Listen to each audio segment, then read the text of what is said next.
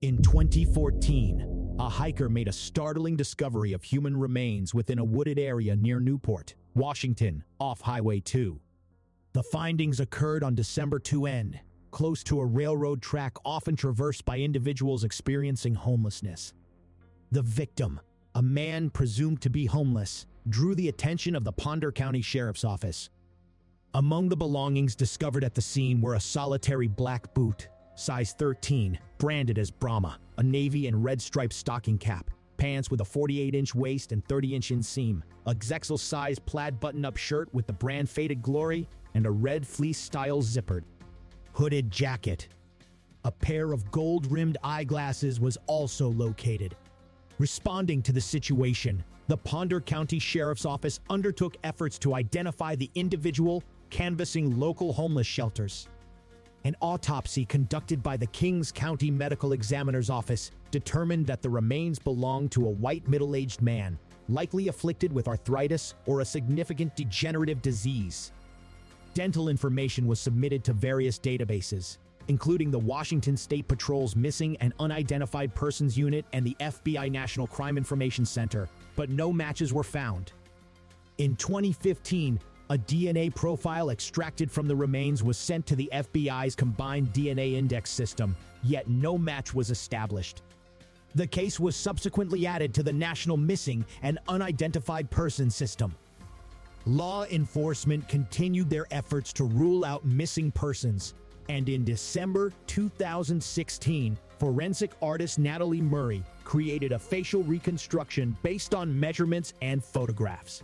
This artistic representation was not intended as a photograph, but aimed to provide a visual likeness to aid identification. In February 2017, Carl Copeland conducted another facial reconstruction on behalf of the Ponder County Coroner's Office.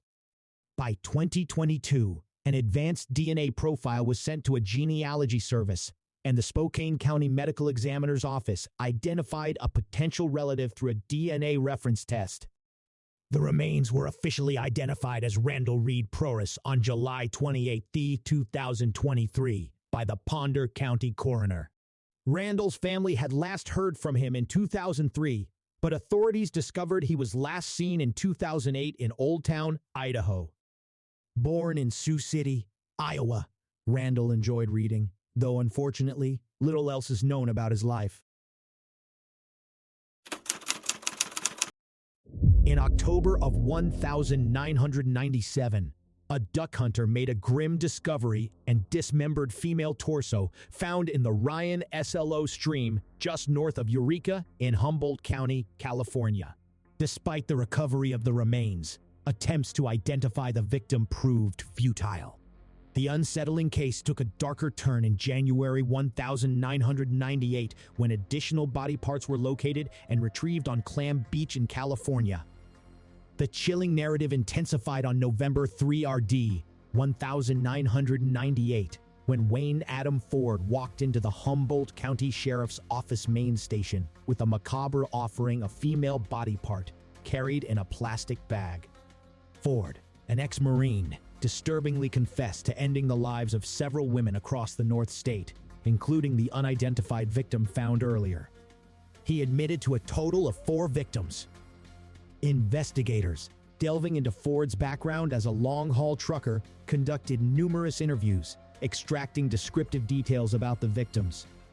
As part of the inquiry, Ford's residence was searched, revealing additional remains of the female recovered from the slough. Despite concerted efforts, the attempts to identify this woman remained unsuccessful. Born on December 3 1961 in Petaluma, California, Ford's early life was marked by his parents' divorce when he was 10. He chose to leave high school and joined the U.S. Marine Corps, where he served for 6 years until his honorable discharge in 1985. A life-altering incident occurred in November 1980 when Ford was struck by a drunk driver, causing a severe head injury and a coma that lasted for 9 days. According to family members, his personality underwent a drastic change starting in 1983. As psychological issues escalated, Ford faced challenges at work, leading to multiple hospitalizations. Eventually diagnosed with borderline personality disorder, Ford's life took a dark turn with encounters with the law, including allegations of assaulting and robbing a woman in 1986 in Garden Grove, California. In 1990, he was arrested for animal cruelty, serving a brief jail sentence in San Clemente, California. Between 1997 and 1998, he claimed the lives of at least 4 women while residing in a trailer park in Arata, California. The first victim, an unidentified woman, met her demise in October 1997. The second victim, 26-year-old Tina Renee Gibbs, tragically lost her life on May 16, 1998 near Las Vegas, Nevada, with her body discovered on June 2 near Buttonwillow, California. The third victim, 25-year-old Lynette Dion White, met her end on September 25, 1998, in Ontario, California, and her body was discarded near Lodi, California. The fourth victim, 29-year-old Patricia Ann Thames, fell victim in Hesperia, California, and her lifeless body was found on October 23 RD 1998 in an aqueduct in San Bernardino, California. In June of 2006, Ford was convicted of the murders in a San Bernardino County court and was sentenced to face execution. As of August 2006, he remains incarcerated at the San Quentin State Prison in California. Over the years, the Humboldt County Sheriff's Office investigators persisted in their efforts to identify Ford's initial unnamed female victim.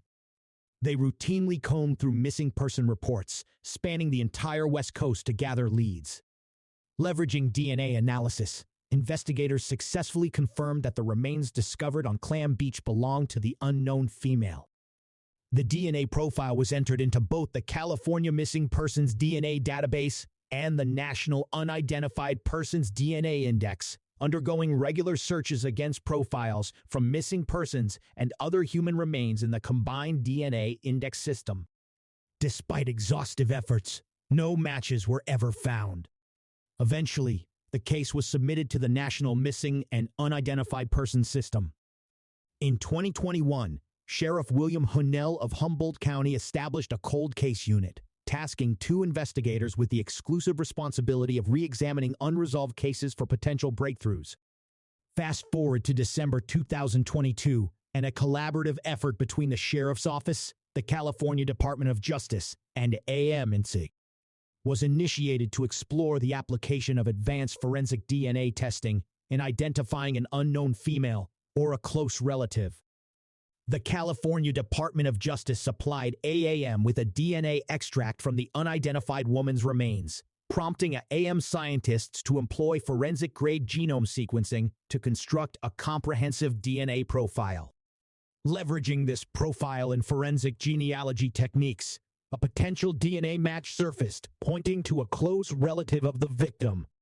Investigator ERS reached out to this relative, inquiring about any missing family members. The relative revealed that their family member, Carrie, had been missing since the mid-1990s. Subsequent efforts led investigators to Carrie's sister, Kathy, who confirmed that Carrie's last known contact with family occurred in 1997. Kathy willingly provided a DNA sample, which underwent comparison with the DNA extracted from the unknown female's remains. The result confirmed a genealogical match, officially establishing the identity of the remains as those of Carrie Ann Cummings, born in 1972. At the time of her demise, Carrie was 25 years old. Details emerged regarding Carrie's struggles with untreated mental illness during her last contact with family in 1997. She disclosed that she was couch surfing in the Eugene, Oregon area and, despite multiple offers from family members, adamantly refused to return home. Kathy praised Carrie's beauty, humor, intelligence, and artistic talent, noting her ability to bring joy through laughter. The tragic impact of mental illness unfolded over a mere 2 years, leading to Carrie's disappearance. Kathy informed investigators that when Carrie went missing, Her parents attempted to report it in both Arizona and Oregon. Despite hiring a private investigator, legal constraints prevented the filing of a missing persons report at the time, leaving Carrie unregistered in national databases. Authorities then dismissed her case, deeming her an adult who had chosen her lifestyle with no legal recourse unless she posed a threat. In the era before comprehensive missing person protocols, Kathy resorted to scouring online platforms, including the Immerse website, using details like Carrie's tattoo to find her. The Humboldt County Coroner's Division is collaborating with family members to facilitate Carrie's burial alongside other deceased relatives. Sheriff William Hansel expressed gratitude to the California Department of Justice, DNA Lab, and AIM for their crucial contributions to solving the case. Although the identification cannot erase the pain, it is hoped that it brings closure to Carrie's family and the community. Sheriff Hansel commended the unwavering dedication of investigators pursuing resolution, expressing gratitude for their commitment. While suspicion remains on Wayne Adam Ford, investigators urge anyone with information to contact investigator Mike Fridley at 707-441-3024.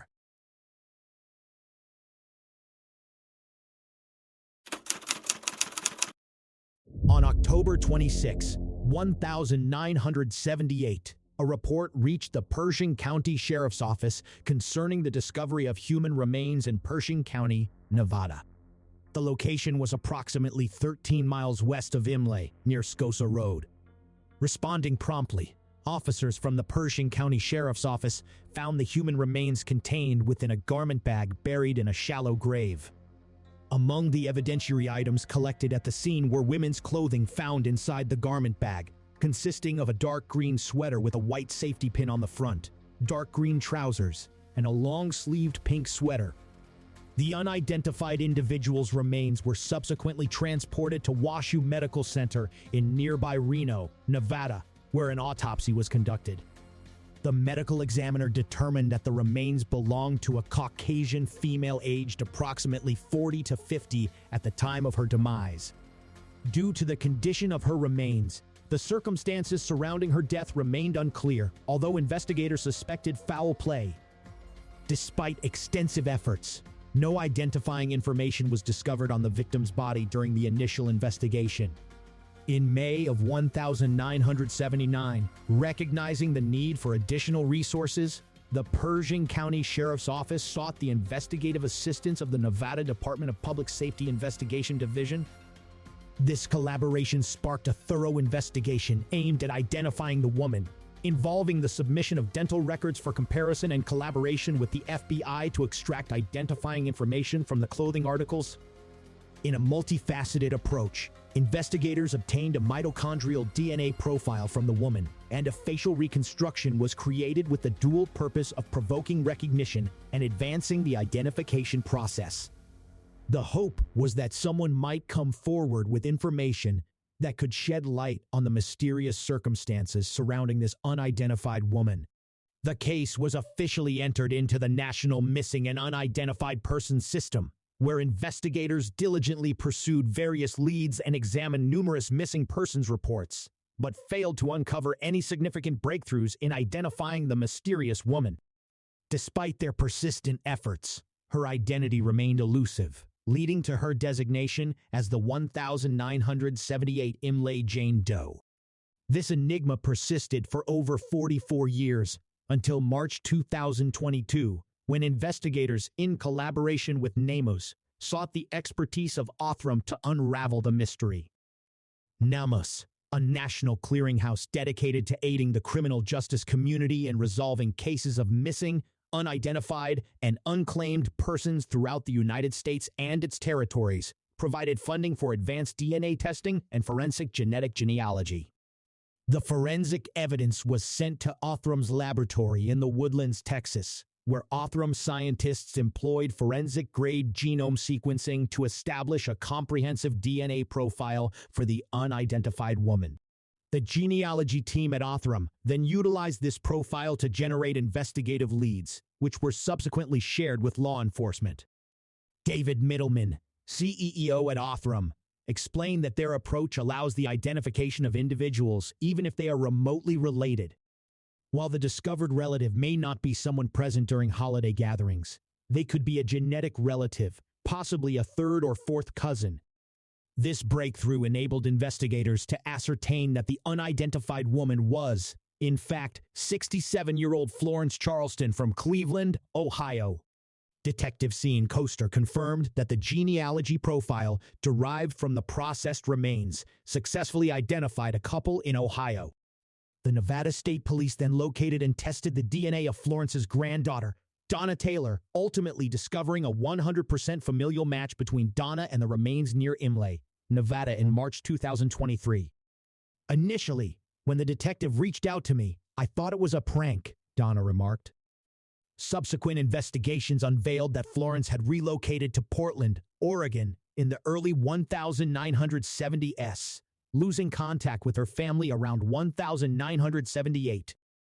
Family members described Florence as a fun-loving person who was a joy to be around. Diane, Florence's niece, reminisced, "Every child should have an aunt like her.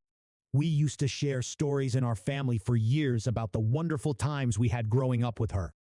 We all missed her when she moved to Portland and essentially disappeared shortly thereafter." Florence, born in 1911, enjoyed a happy marriage until her husband's passing. Donna Taylor, Florence's granddaughter, recalled, after losing her husband, she seemed to become a bit more dependent on men. Donna was still a child when Florence moved from their hometown of Cleveland, Ohio, to an apartment on Southeast Milwaukee Avenue in Portland with her boyfriend. Donna revealed, "The man she relocated to Portland with contacted us, informing that they had traveled to Hawaii to explore purchasing a condo. Upon their return to the Portland airport, she unexpectedly fled from him. I genuinely believe she ended up homeless, losing her life on the streets, and that's how I coped with it." The last conversation she had with her grandmother was in 1977 over the phone when she was a high school junior, a year before Florence's body was discovered. Donna expressed, "Once everything is settled, I plan to bring her back to Cleveland for a proper burial. She's been in Imlay all this time, and I want to lay her to rest in the cemetery alongside her son, my father." The investigation into Florence's mysterious fate is ongoing, and anyone with information about the case is urged to contact the Nevada Department of Public Safety Investigation Division at 775-684-7456. On January 27, 1996, an unidentified female's body was discovered by a passerby in Beaumont, California. The finding occurred in a rural, hilly area situated in a ravine south of the eastbound Highway 60 near Gilman Springs Road. A couple driving through the vicinity flagged down a law enforcement officer and reported the presence of the body on the roadside. Upon investigation, authorities concluded that the victim's life had likely been taken a few hours before the discovery. The victim, of uncertain ethnicity, appeared to be Hispanic, American Indian, or possibly Asian. She was found lying on her back with a gunshot wound to her head, and there were signs of assault. The victim lacked any form of identification or a purse, but her clothing was clean and in good condition. At the time of the incident, no investigative leads were available. The woman's short tandem repeat profile was obtained and subsequently entered into the missing and unidentified persons section in California. She appeared to be aged between 30 and 45 with brown hair and eyes. Standing at approximately 5'1" and weighing 130 lbs, the woman bore a surgical scar on her right abdomen. Authorities reached out to surrounding agencies in search of potential missing persons matching her description, and her case was registered on Immerse. Detectives created a composite sketch, leveraging local media to seek leads.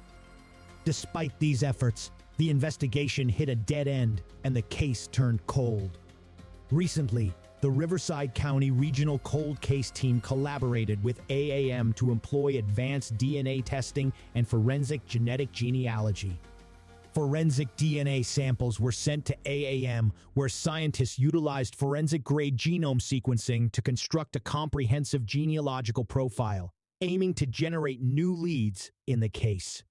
The law enforcement investigators received the profile and utilized it for genetic genealogy research, employing databases like the National Missing and Unidentified Persons System. Through the California Department of Justice Riverside Crime Lab's Missing and Unidentified Persons System, they successfully identified the victim as Juana Rosa Zagal from the Los Angeles area.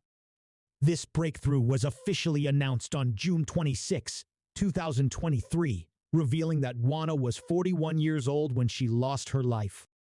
Expressing the profound impact of the tragedy, one of Juana's daughters remarked, "He dismantled my family.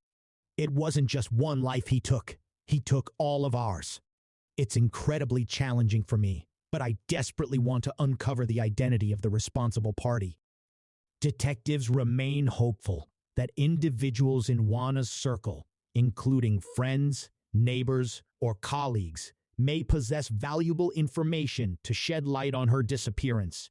Those with any knowledge of Juana or additional details are urged to contact detectives at 951-955, 740 or 951-955, 2277.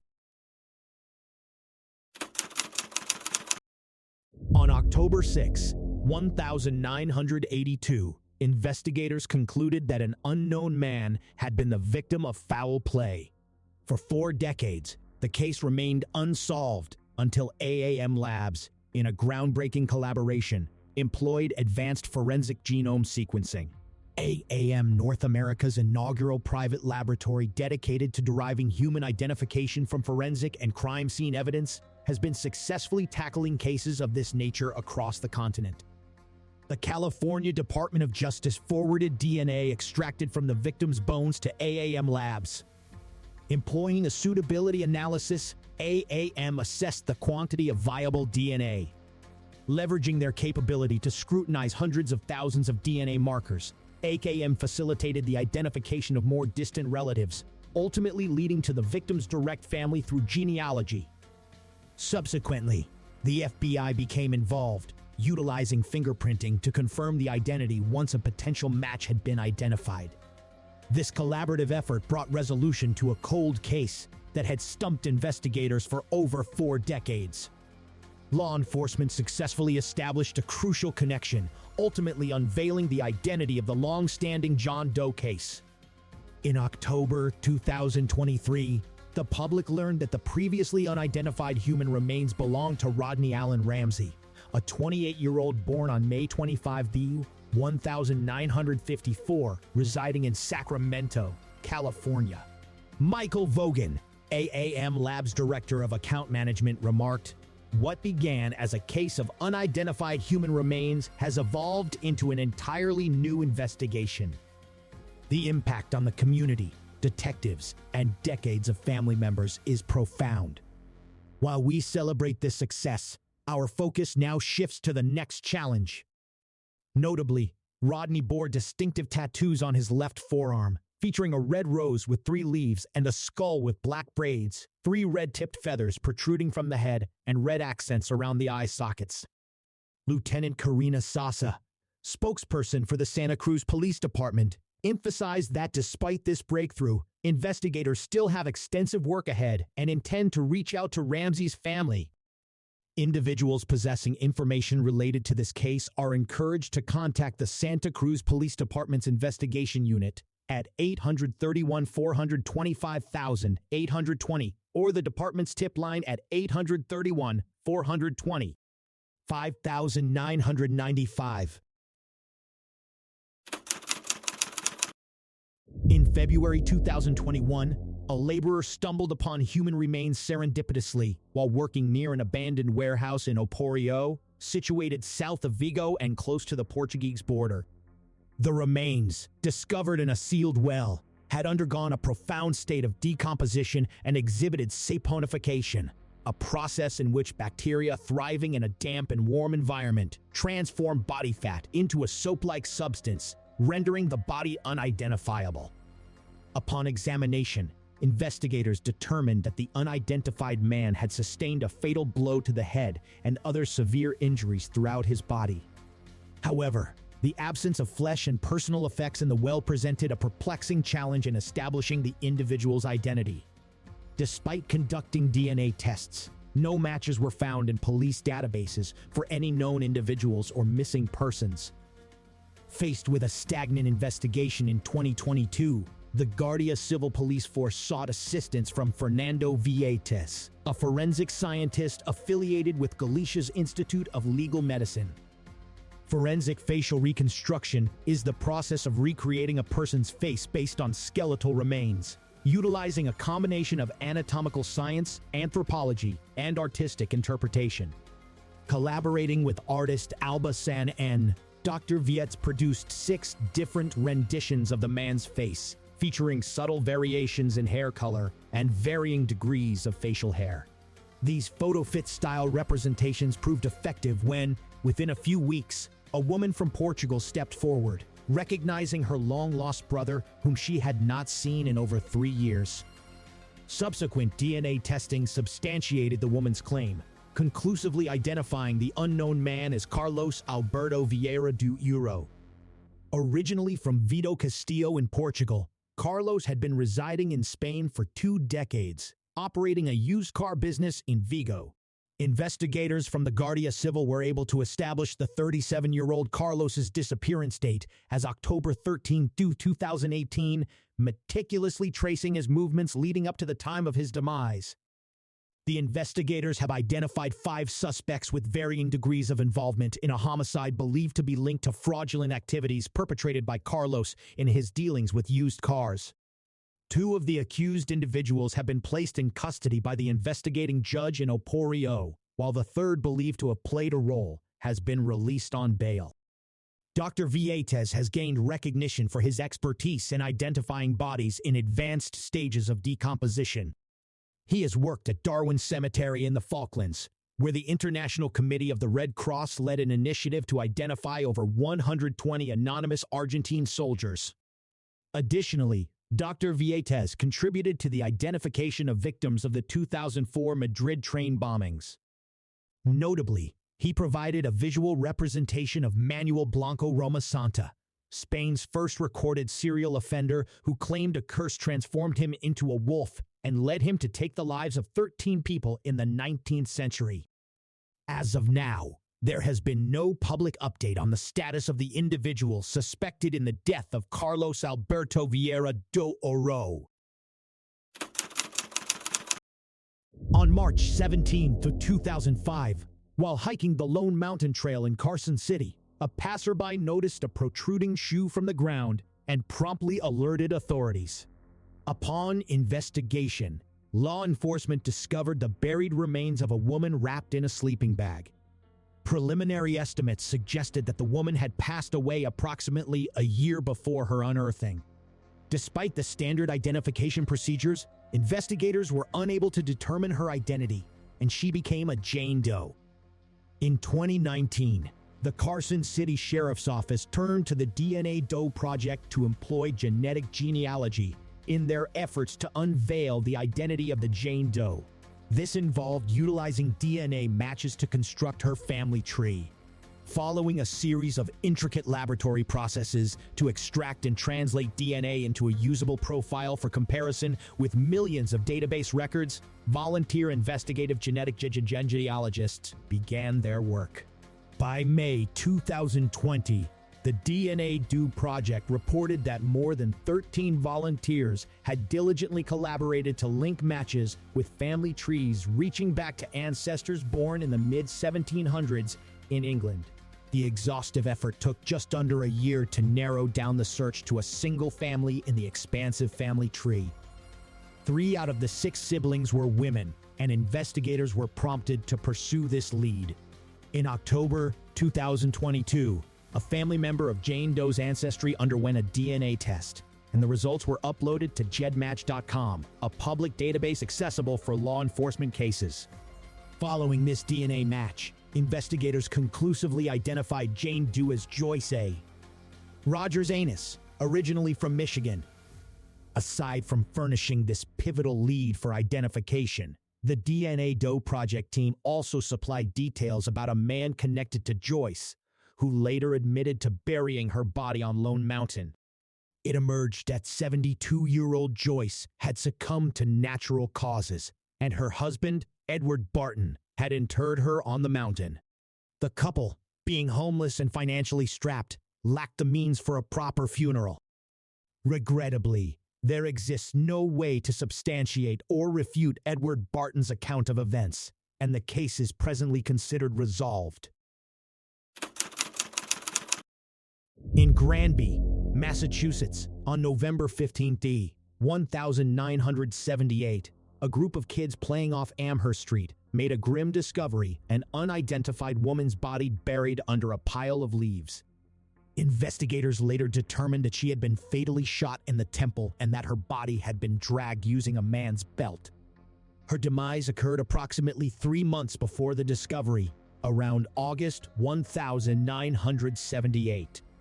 Sadly, despite efforts, investigators were unable to identify her, and she became known as Granby Girl, eventually laid to rest in a local cemetery with a headstone marked unknown. In a significant turn of events, on March 6, 2023, the Northwest District Attorney's Office convened a news conference at the Granby Police Station to reveal a breakthrough in the case. It was disclosed that the remains found in 1978 belonged to 28-year-old Patricia Ann Tucker, born on July 28, 1950.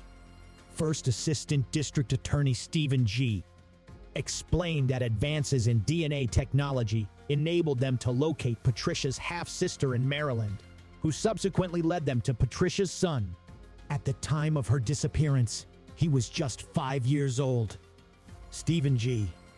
remarked, "Although it's satisfying to finally identify who Granby Girl was, our investigation won't cease until we pinpoint the individual responsible for taking her life, providing the family with an additional measure of closure and justice.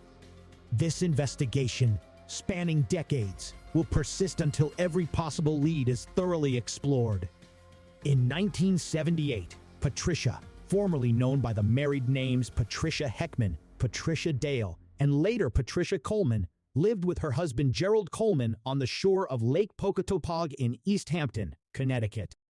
Strangely, Coleman never reported his wife missing and passed away in a Massachusetts prison in 1996. Stephen G. now considers Coleman a person of interest in Patricia's case. For those with information about the case, please contact Granby Police at 413-467-9222 or email Dwight at granbop.org. Patricia's son, Matthew Dale, now 50 years old, shared his recollections of his mother during a recent interview.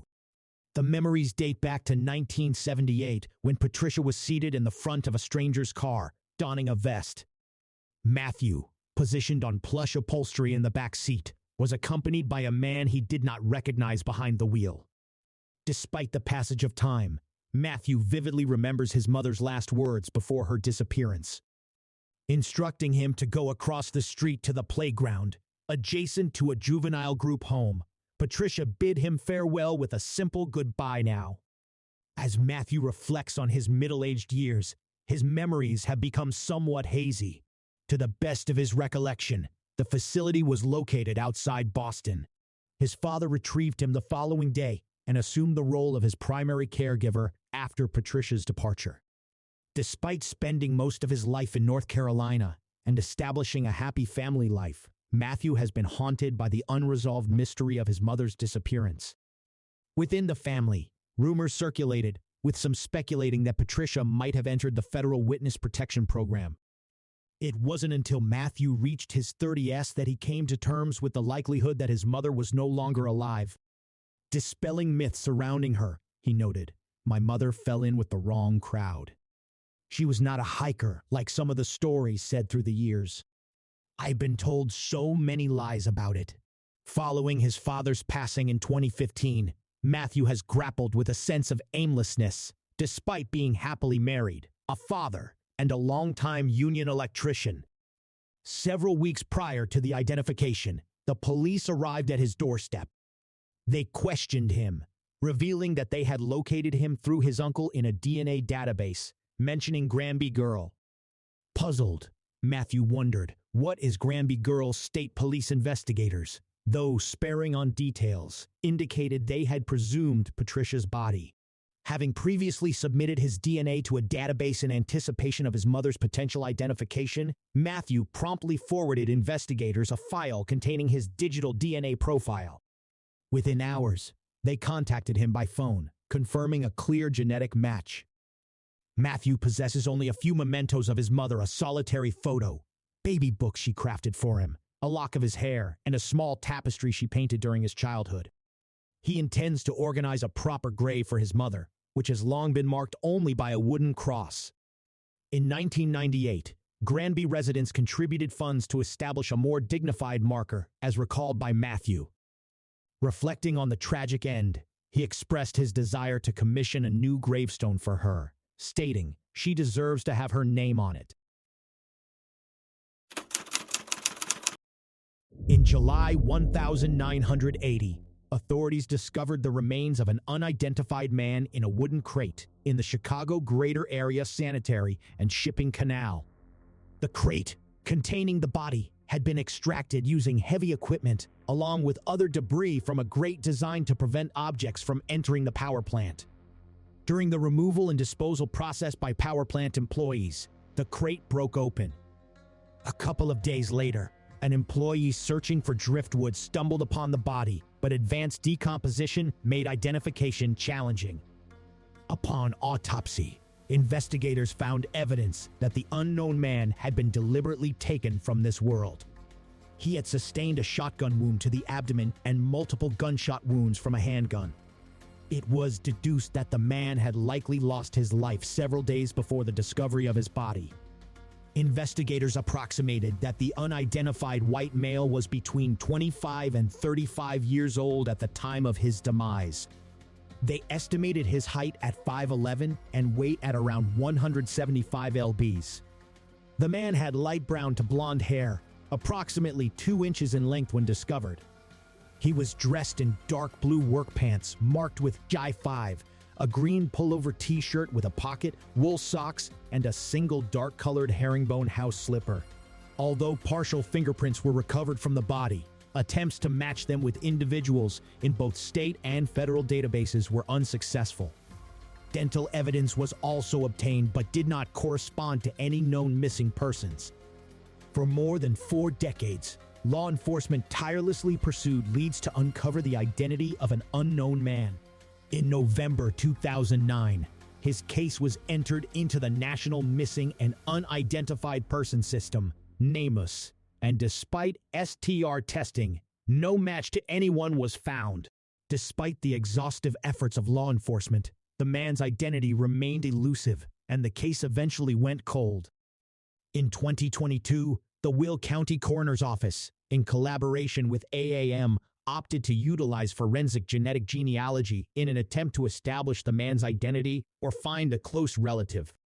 The Will County Coroner's Office committed substantial funding to the testing, with the remainder crowdfunded through DNA Solved's platform. Skeletal evidence was sent to AAM, resulting in the development of a suitable DNA extract. AM scientists employed forensic-grade genome sequencing to construct a comprehensive DNA profile, and AME's in-house genetic genealogy research team utilized this profile to generate investigative leads.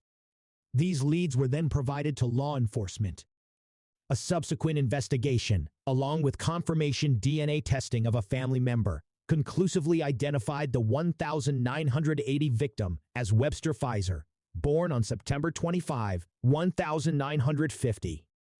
On March 22 in 2023, the Will County Coroner's Office officially identified the remains as those of 29-year-old Webster from Chicago.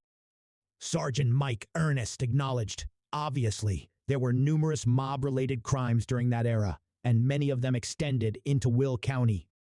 Is it a possibility we will explore? Yes, it is. However, I cannot say for certain at this point. Webster's wife recently informed investigators that her husband had left home in mid-July 1980 to buy cigarettes at a gas station, approximately a block away, but never returned.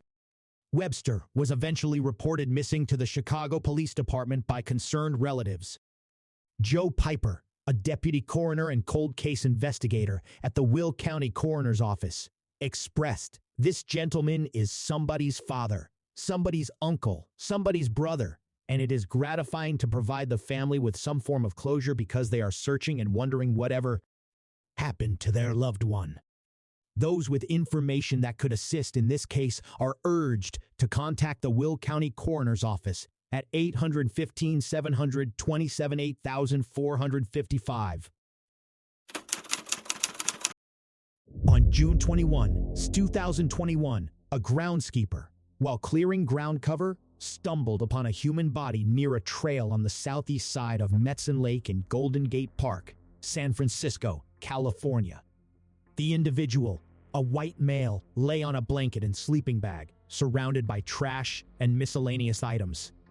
He was dressed in a tank top, dark jeans, underwear, and leggings, with a small, partial can of chewing tobacco found in his rear pants pocket. The San Francisco chief medical examiner, during the autopsy, estimated the man to be around 45 years old, noting no evidence of trauma on the body. Based on the body's condition, authorities estimated that the man had passed away 2 weeks before his discovery. As detectives faced challenges in identifying the man, who became known as the Metzen Lake John Doe, and with the case seemingly going cold, they sought assistance from the DNA Doe Project. This non-profit investigative genealogy research organization, known for aiding law enforcement agencies and medical examiners across North America, took on the case. The breakthrough came swiftly as the team discovered a crucial clue, a match in the range of a first cousin on the maternal side. Leveraging this information, the team identified the specific branch of the John Doe's family tree, determining that he was one of 6 children, with only 2 male siblings. A proof of life study ruled out one of the brothers. Consequently, in March 2023, the John Doe was positively identified as Kurt Jerome Ayan. Team leader Rhonda Kevorkian highlighted the unusual aspects of this case in 2 significant ways. First, the agency promptly enlisted the assistance of the DNA Doe Project shortly after discovering John Doe's remains. Second, the DNA match derived from a close relative, enabling the swift and confident identification of Mr. Ayan. Following the identification, individuals stepped forward to illuminate Kurt's life. He lived as a homeless man in Golden Gate Park, typical of many experiencing homelessness. Kurt, disconnected from his family, lacked identification, and no one claimed his remains. Local residents recognized him as a source of concern. Reports surfaced, indicating that Kurt, once friendly, developed a particular aversion to dogs. He was known to verbally and physically assault people, especially women walking dogs in the area. Raina, a dog walker in the park, recounted, "He escalated to charging us on the trails and kicking the dogs." She even captured video evidence of him emerging from bushes, armed and making threats, with an additional incident where he threw a rock through her van window, shattering it and endangering the animals with glass. In 2019, he was allegedly arrested for throwing coffee on a woman, her dog, and her stroller. Raina expressed, "I am one of about a dozen women with dogs that he has attacked over the years. I was not a fan of the man,